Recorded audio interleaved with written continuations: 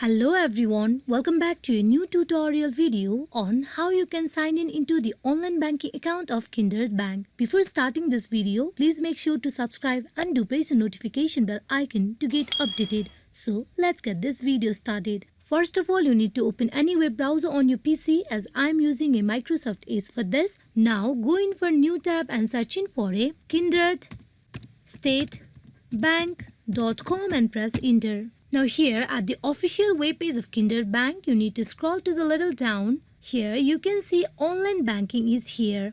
As we are going to get logged in, you need to click on login. Here at the login form page, you need to go in for providing your user ID. Then you go in for providing your password.